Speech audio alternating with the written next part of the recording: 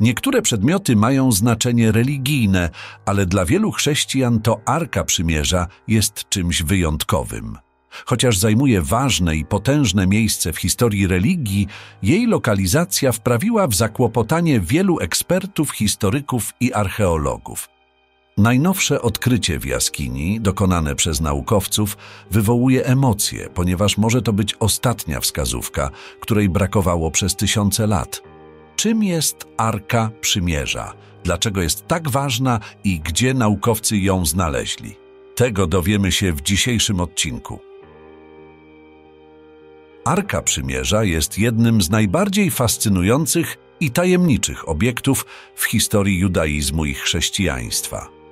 Jest to drewniana skrzynia pokryta złotem, w której znajdują się dwie kamienne tablice z 10 przykazaniami.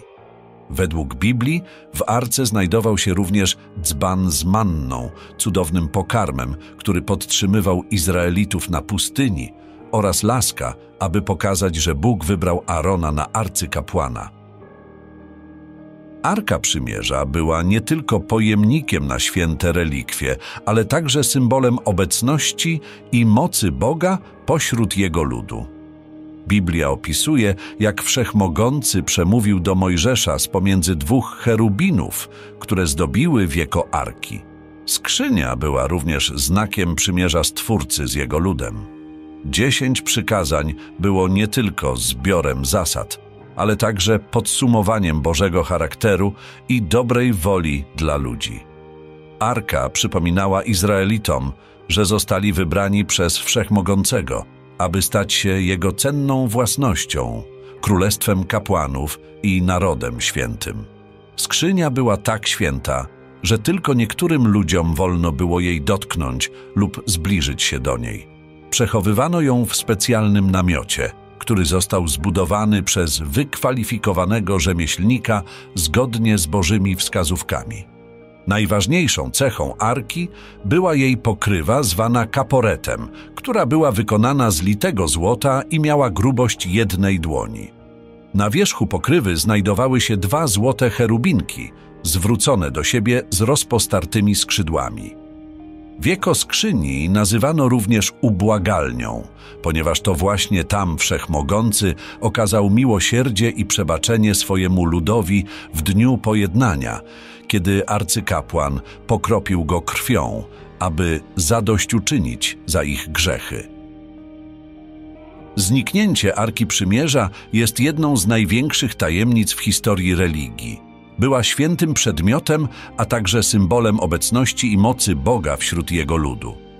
Arka odgrywała centralną rolę w kulcie i rytuałach Izraelitów i przechowywano ją w najświętszym miejscu w świątyni jerozolimskiej. Ostatnia wzmianka o skrzyni w Biblii hebrajskiej znajduje się w 35 rozdziale 2 Kroniki i w wersecie 3, który opisuje wysiłki króla Jozjasza zmierzające do odbudowy świątyni. Istnieje wiele teorii na temat losów Arki Przymierza. Pierwszą z nich jest to, że została zniszczona podczas babilońskiego podboju Jerozolimy w 586 roku przed naszą erą. Ta hipoteza opiera się na historycznych relacjach z tego wydarzenia. Według Biblii Babilończycy zdobyli Jerozolimę i zniszczyli świątynię, grabiąc jej skarby, w tym święty przedmiot. Nie ma jednak żadnej wzmianki o arce na liście rzeczy, które zostały zabrane przez Babilończyków. Co więcej, nie ma żadnych dowodów na to, że kiedykolwiek ją posiadali lub wiedzieli o jej znaczeniu. Druga teoria mówi o tym, że skrzynia została ukryta przez króla Jozjasza przed zniszczeniem świątyni. Opiera się to na tradycji żydowskiej i niektórych fragmentach biblijnych. Według kilku źródeł król Jozjasz przewidział nadciągającą zagładę Jeruzalem, dlatego rozkazał kapłanom ukryć arkę w tajnym miejscu. Nie ma jednak jednoznacznych dowodów na to, że król rzeczywiście ją ukrył lub wiedział, gdzie się znajduje. Trzecią hipotezą jest ta, w której mówi się, że arka została zabrana do Etiopii przez Menelika I, syna króla Salomona i królowej Saby. Teoria ta opiera się na etiopskiej tradycji i niektórych legendach. Według źródeł Menelik I odwiedził swojego ojca w Jerozolimie i potajemnie zabrał ze sobą arkę. Następnie umieścił ją w świątyni, gdzie od tamtej pory jest strzeżona przez wyznaczonych kapłanów. Kolejna hipoteza mówi o tym, że skrzynia została zabrana do Francji przez templariuszy podczas wypraw krzyżowych. Opiera się to na teoriach spiskowych i fikcji. Według niektórych źródeł templariusze byli tajnym stowarzyszeniem, które odkryło lokalizację arki w Jerozolimie i przetransportowali ją do Francji. Następnie ukrywali ją w różnych miejscach, takich jak katedra w Chartreuse czy zamek Gisors. Jedną z najbardziej intrygujących i kontrowersyjnych teorii na temat losu Arki Przymierza jest to, że wciąż jest ukryta w tajemnej komnacie pod wzgórzem świątynnym w Jerozolimie. Zgodnie z tą teorią skrzynia nigdy nie została zabrana ani zniszczona przez Babilończyków, a raczej ukryta przez kapłanów świątyni przed jej zniszczeniem. Hipoteza głosi, że Arka pozostaje w swojej kryjówce do dziś, czekając na objawienie jej przez Mesjasza i przywrócenie należnego miejsca. Głównym źródłem tej teorii jest tradycja żydowska, która jest zapisana w kilku starożytnych i średniowiecznych tekstach, takich jak Talmud, Midrasz i Zohar.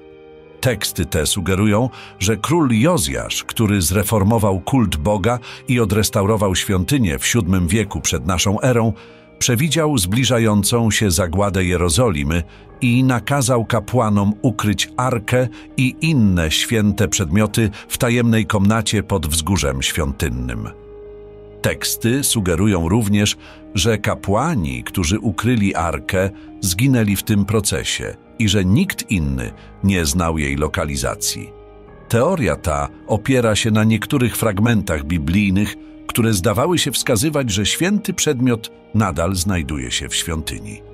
Można odwołać się również do pewnych dowodów archeologicznych i historycznych, które sugerują, że rzeczywiście istnieją tunele i komnaty pod wzgórzem świątynnym, które nie zostały w pełni zbadane. Teoria, że Arka Przymierza jest nadal ukryta pod wzgórzem świątynnym, jest fascynująca, ale napotyka również wiele wyzwań i krytyki. Niektórzy uczeni twierdzą, że nie ma wiarygodnych dowodów historycznych ani tekstowych, które potwierdzałyby tę teorię i że opiera się ona na legendach i spekulacjach. Niektórzy wskazują, że istnieje wiele alternatywnych teorii na temat tego, co stało się ze skrzynią. Zastanawiają się również, czy odnalezienie lub ujawnienie Arki miałoby dziś jakiekolwiek znaczenie religijne lub polityczne, biorąc pod uwagę, że judaizm i chrześcijaństwo rozwijały się bez niego przez wieki. Niektórzy uczeni szukali jednak gdzie indziej i zagłębiali się w Morze Martwe. Miedziany zwój jest jednym z najbardziej intrygujących i tajemniczych dokumentów wśród zwojów z nadmorza martwego.